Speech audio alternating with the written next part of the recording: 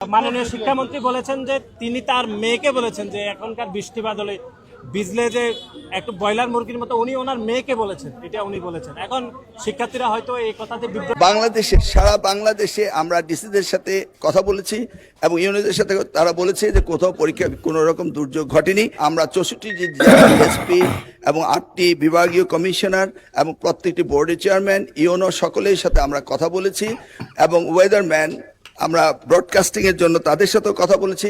তারা বলল যে বৃষ্টি হবে না, সেই কথাটি তারা বলেছে।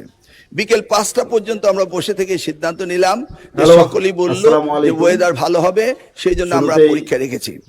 সকালে ঘুম থেকে উঠেই দেখতে পেলাম কুমিল্লা যারা সম্মুখীন হয়েছেন, বিশেষ করে বানভাসী মানুষের জন্য রইল সহমর্মিতা।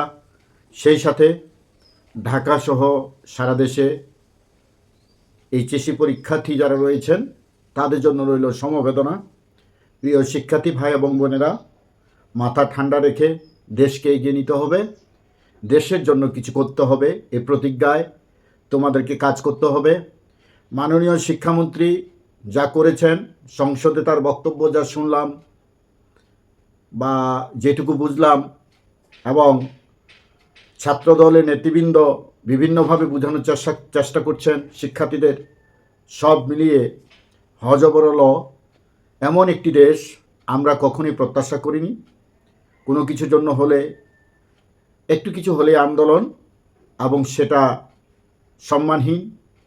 রাজনৈতিক নেতৃবৃন্দের জন্য এটা লজ্জাজনক। মাননীয় শিক্ষামন্ত্রী, আপনি সংসদে যে বক্তব্যটি দিয়েছেন, আপনি কি তখন এসি রুমে ঘুমাচ্ছিলেন? প্রায় 4 থেকে 5 দিন টানা বৃষ্টি, আবহাওয়া এতটাই বৈরী, আপনি কিছুই জানেন না। আপনার ডিসি, এসপি, এসিলেন্ট, টিএনও, এএনও থেকে শুরু করে জেলা প্রশাসক পর্যন্ত সবাই আপনাকে নিউজ করেছে পরীক্ষা চলবে, আবহাওয়া ভালো আছে, বৃষ্টি হবে না। অথচ বৃষ্টিতে তলিয়ে গেছে বাংলাদেশের কয়েকটি জেলা শহর সহ আমাদের ক্যাপিটাল শহর ঢাকা শহর পর্যন্ত। আপনি কথাই ছিলেন মাননীয় মন্ত্রী মহোদয়, আপনার কাছে প্রশ্ন থাকলো, কমলমতি শিক্ষার্থীরা যেভাবে কষ্ট করে পরীক্ষার হলে গিয়েছে, বিশেষ করে মেয়ে বাচ্চাগুলো যেভাবে কষ্ট করে পরীক্ষা দিয়েছে, অভিভাবক হিসেবে আমরা খুবই ব্যথিত। আপনারা চাইলে 2 দিন বা 3 দিন পরীক্ষা পিছিয়ে দিতে পারতেন, প্রাকৃতিক দুর্যোগের কারণে স্টপ রাখতে পারতেন, আপনারা সেটি করেননি। আপনি সংসদে যে বক্তব্য দিয়েছেন, এটি টোটালি একটি গাঁজাখড়ি বক্তব্য। আর এই বক্তব্য সত্যি আমাদেরকে আরও বেশি আহত করেছে। আপনার এই বক্তব্যকে আমরা প্রত্যাখ্যান করছি।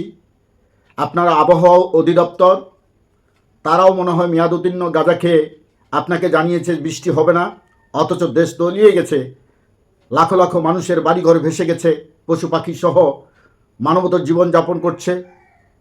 হাজার হাজার মানবিক কর্মীরা ত্রাণ নিয়ে ছুটে চলেছে সে অসহায় মানুষের পাশে, অথচ আপনার এই বক্তব্যটা আসলে আমাদেরকে আহত করেছে। আরেকটি কথা, আপনি যদি সত্যি শিক্ষার্থীদের ফার্মের মুরগি বলে থাকেন, তাহলে এটা চরম বাক্য বা শব্দ দূষণের কাজ করেছেন। একজন শিক্ষামন্ত্রীর কাছ থেকে এ ধরনের বাক্য বা শব্দ জাতি প্রত্যাশা করে না। আপনি ক্ষমতায় এসেছেন, ক্ষমতা গ্রহণ করেছেন, শিক্ষামন্ত্রী হয়েছেন কয়েক মাস। আপনি যেভাবে পরীক্ষা হার্ড কোশ্চেন করেছেন, তারপরেও শিক্ষার্থীরা পরীক্ষা দিচ্ছে, তাতেও সমস্যা নেই। আপনি সিস্টেম চেঞ্জ করতে চাচ্ছেন। আপনি আগে নিজেকে চেঞ্জ করেন, তারপর আপনি সিস্টেম চেঞ্জ করতে আসিয়েন।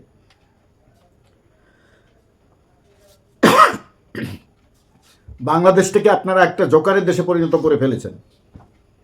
আসলে এই আন্দোলন, রাজপথ প্রতিরোধ, জনগণের ভোগান্তি দেখতে দেখতে আমরা ক্লান্ত হয়ে গেছি। এই জায়গা থেকে কবে মুক্তি পাবো তা জানি না। আপনি আপনার মেয়ে, এক ছাত্রদল নেত্রী এবং এক ছাত্রদল নেতা বললেন যে আপনি নাকি মাননীয় শিক্ষামন্ত্রী আপনার মেয়েকে ফার্মের মুরগি বলেছেন। তা আপনার মেয়ে কি এইচএসসি পরীক্ষা দিচ্ছে?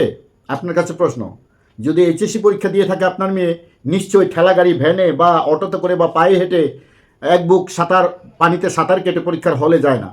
নিশ্চয় আপনার মেয়ের 2-4টা বডিগার্ড রয়েছে, পারাডো অথবা এসি মার্সিডি গাড়ি রয়েছে, সে গাড়িতে চড়ে আপনার মেয়ে পরীক্ষার হলে যায়। কিন্তু আম জনগণ টেকনাফ থেকে তেঁতুলিয়া, রূপসা থেকে পাথুরিয়া, সমগ্র বাংলাদেশের যারা কমলমতি শিক্ষার্থী রয়েছে, তারা ভিজে, এমনও পরিবারের সন্তান রয়েছে যারা একটা ছাতা কেনার মতো ক্ষমতা রাখে না, তারাও পরীক্ষার হলে কিন্তু গিয়েছে। কারণ তাদের জীবনের এই পরীক্ষাটা অত্যন্ত একটা গুরুত্বপূর্ণ। একটি সাবজেক্টে পরীক্ষা না দিতে পারলে তাদের জীবন একটি বছর ঝরে যাবে। তো মাননীয় শিক্ষামন্ত্রী, আপনার বক্তব্যটা পুরোটাই গাঁজাখুরি বক্তব্য। এইসব বক্তব্য দিয়ে রাষ্ট্র পরিচালনা করা যায় না, এইসব বক্তব্য দিয়ে শিক্ষার্থীদের আবেগ নিয়ে খেলা করা যায় না, এইসব বক্তব্য জনগণকে সান্ত্বনা দেওয়া যায় না।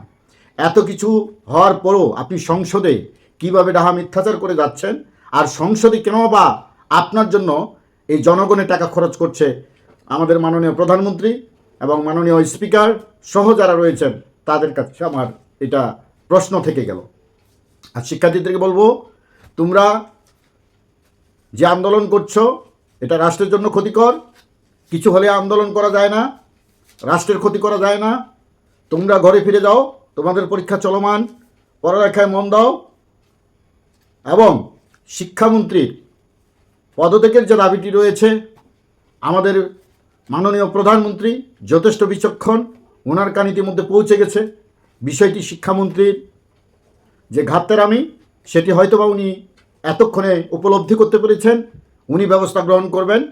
তোমরা ঘরের সন্তান ঘরে ফিরে যাও, পুলিশের সঙ্গে ধাক্কাধাক্কি করে কোনো প্রয়োজন নেই, তোমাদের পড়ালেখার ক্ষতি করার কোনো প্রয়োজন নেই। তোমরা নিজ নিজ খাতা কলম নিয়ে ঘরে গিয়ে বসে যাও, দেখি মাননীয় প্রধানমন্ত্রী এরকম ঘাতকরা শিক্ষামন্ত্রীর জন্য কী ব্যবস্থা গ্রহণ করে। তোমাদের এক দফা দাবি শিক্ষামন্ত্রীর পদত্যাগেই সমাধান নয়। শিক্ষামন্ত্রী যদি নিজেকে শুধরে সংশোধন করে, উনি যা করেছেন, উনি যা বলেছেন, সম্পূর্ণ ভুল স্বীকার করে উনি কমলমতি শিক্ষার্থীদের আশার বাণী শোনাতে পারেন, তাহলে সেটাই বেটার হবে। Thank you very much. ভালো থাকুক বাংলাদেশ।